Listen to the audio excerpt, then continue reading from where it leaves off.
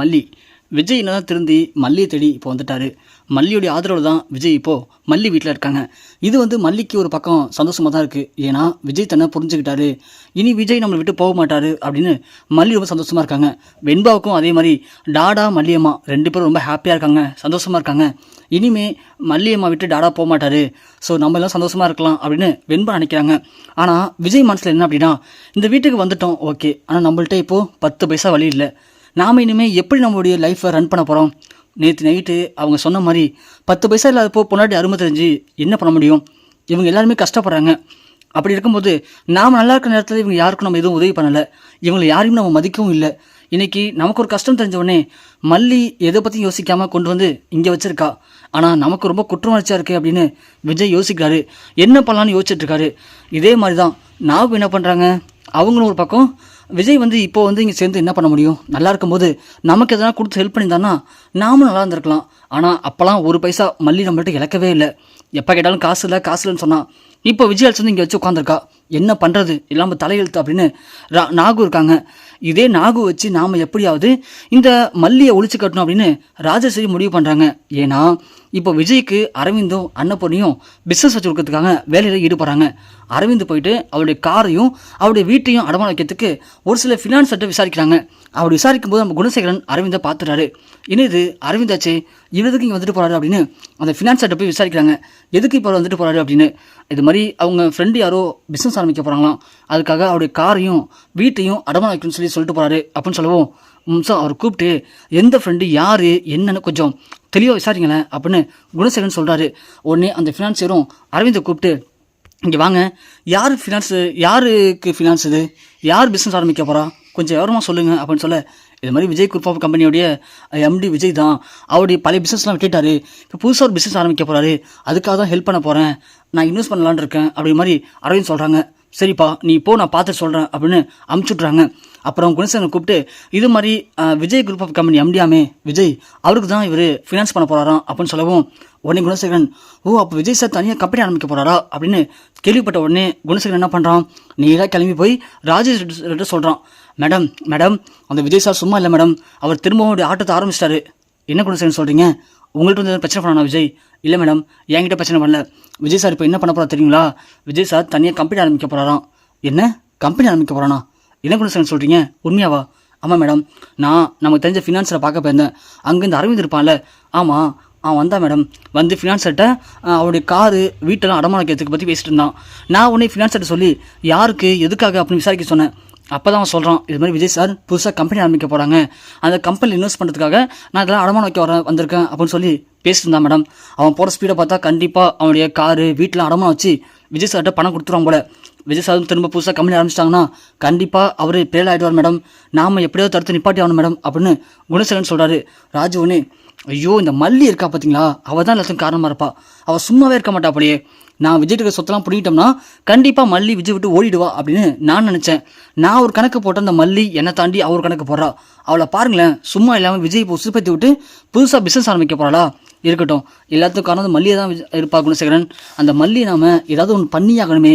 மல்லி என்ன பண்ணுறது இப்போது? ஆமாம், இப்போது விஜய் மல்லிலாம் எங்கே இருக்காங்க? எல்லாம் அந்த நாகு வீட்டில் தான் இருக்காங்க ராஜிமா அப்படின்னு ரஞ்சிதா சொல்கிறா. சொன்னவும் உடனே ராஜேஸ்வரிக்கு தோன்ற ஒரே விஷயம் நாகு தான். ஏன் ரஞ்சிதா, நாகு எப்போ பார்த்தாலும் பணம் அலைஞ்சிட்டு இருப்பாளே, ஏன் இதுக்கு முன்னாடி கூட நமக்கு ஹெல்ப் பண்ணாலே, அதே மாதிரி நாகுக்கு பணத்தை தூக்கி போட்டு நாகு நம்ம பக்கம் இழுத்தா என்ன அப்படின்னு ராஜு யோசிக்கிறாங்க. ரஞ்சிதாவும் ராஜிமா சூப்பர் ராஜிமா, எனக்கு தெரிஞ்சு இந்த ஐடியா ஒர்க் அவுட் ஆகும்னு நினைக்கிறேன். ஏன்னா நாகு பொறுத்த வரைக்கும் காசு கொடுத்தா என்ன வேணும் பண்ணுவா அப்படின்னு சொல்ல ராஜு உடனே நாகுக்கு கால் பண்ணுறாங்க. நாகு கால் பண்ணவும் ராஜுடைய ஃபோனை பார்த்த நாகு, என்ன இது ராஜேஸ்வரி கால் பண்ணுறா, இவ எதுக்கு நம்ம கால் பண்ணுறா, இவ கார் இல்லாமல் கால் பண்ண மாட்டாளே, என்னவா இருக்கும் அப்படின்னு யோசிக்கிறாங்க. யோசிச்சுக்கிட்டே ஃபோன் அட்டன் பண்ணுறாங்க. சொல்லு ராஜேஸ்வரி அப்படின்னு சொல்ல, என்ன நாகு எப்படி இருக்க, நல்லா இருக்கியா? நல்லா இருக்கேன். அப்புறம் என்ன மல்லி அவன் புருஷன் வந்து உன் வீட்டில் தஞ்சை அடிச்சிட்டாப்பளுக்கு, நீ தான் பிள்ளை பார்த்துக்கிறியா? ஆமாம் நான் தான் பார்த்துக்கிறேன். என்ன சொல்கிறா மல்லி, புதுசாக பிஸ்னஸ்லாம் ஆரம்பிக்க போகிறீங்க பளுக்கு? சும்மா சொல்லிட்டு இருப்பாங்க, அதுக்கெலாம் காசு இங்கே இருக்குது ஆரம்பிக்கிறதுக்கு. சரி நாகோ, நீ கொஞ்சம் ஃப்ரீயாக நான் வீடு வரைக்கும் வந்துட்டு போயேன். ஏன் எதுக்காக? நீ வாங்க சொல்கிறேன் அப்படின்னு சொல்லி கூப்பிட்றாங்க. நாகு உடனே கிளம்பி வீட்டுக்கு போகிறாங்க. வீட்டுக்கு போவோம், வந்த நாகுக்கு ஜூஸ் கொடுக்குறாங்க.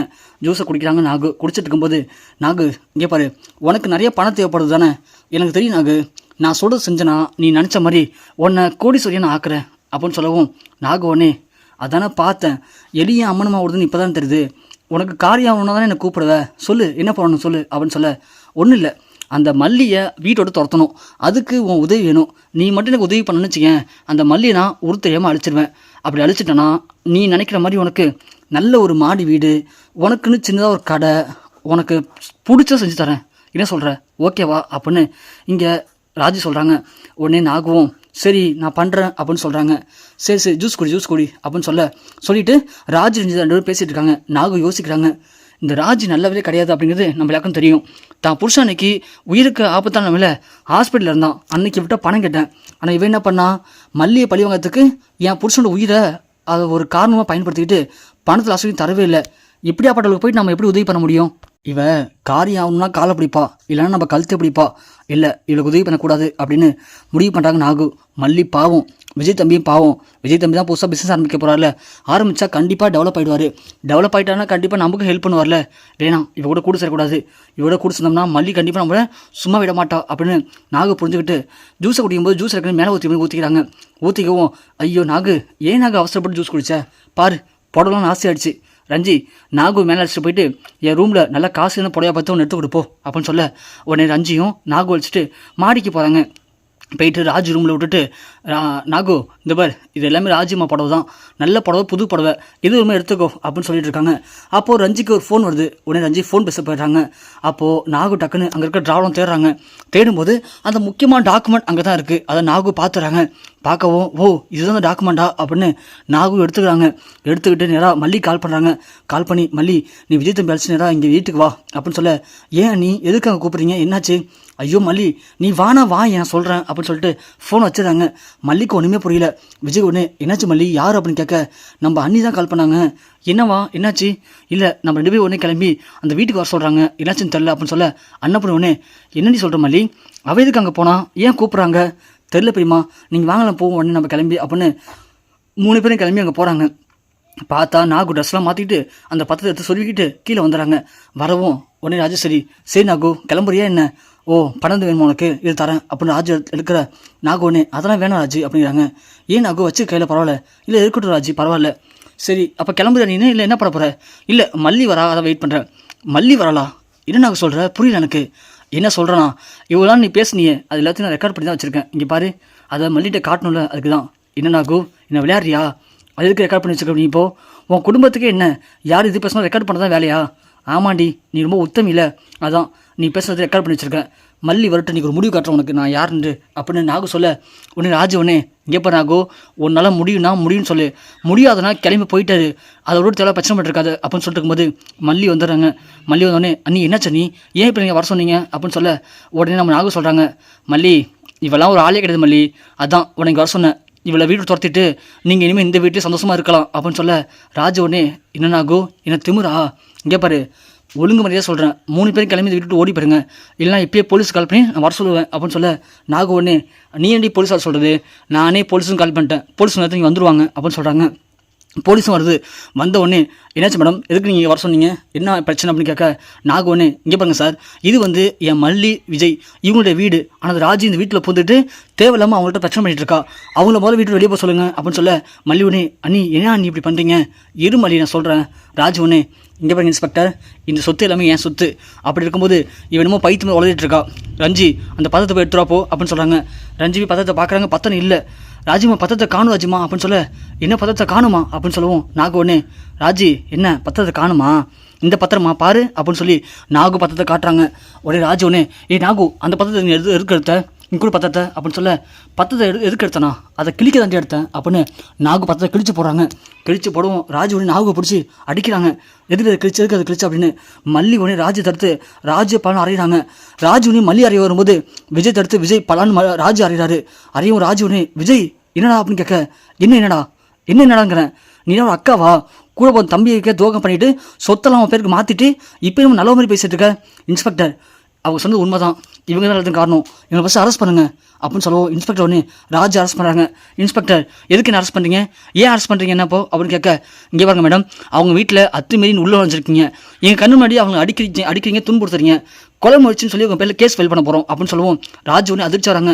விஜய் என்ன விஜய் இதெல்லாம் பார்த்து நீ அமைதியாக இருக்க, நீ எதுவும் கேட்க மாட்டேடா அப்படின்னு சொல்ல, இங்கே பாரு நீ எனக்கு அக்காவும் இல்லை, நான் உன் தம்பியும் இல்லை, அப்படி இருக்கும்போது நான் எதுக்கு உதவி பண்ணும், ஒன்றை மாதிரி ஜென்மங்கள்லாம் வெளியே இருக்கிறத விட ஜெயிலில் இருக்கிறது தான் நல்லது, இன்ஸ்பெக்டர் அரெஸ்ட் பண்ணிட்டு போங்க, இதை நான் கோர்ட்டில் பேசிக்கணும் அப்படின்னு சொல்ல ராஜ் இன்ஸ்பெக்டர் அரெஸ்ட் பண்ணிட்டு போகிறாரு. ராஜ் கடந்து கதறாங்க, விஜய் ப்ளீஸ் விஜய் நான் மன்னிச்சு விஜய், என்னை விட சொல்லு விஜய் அப்படின்னு ராஜ் கதறாங்க. ஆனால் விஜய் கண்டுக்கவே இல்லை.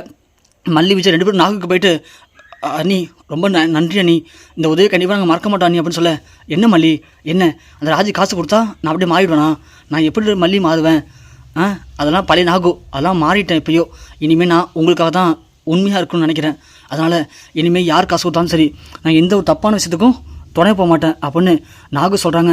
மல்லி அப்புறம் விஜய் அன்னப்பொண்ணு எல்லாருமே நாகுவோடு நினச்சி ரொம்ப சந்தோஷப்படுறாங்க. அதோட விஜய்க்கு பழையபடி சொத்தெல்லாம் திரும்ப கிடச்சிச்சு அப்படின்னு விஜயும் ரொம்ப சந்தோஷமாக இருக்காரு.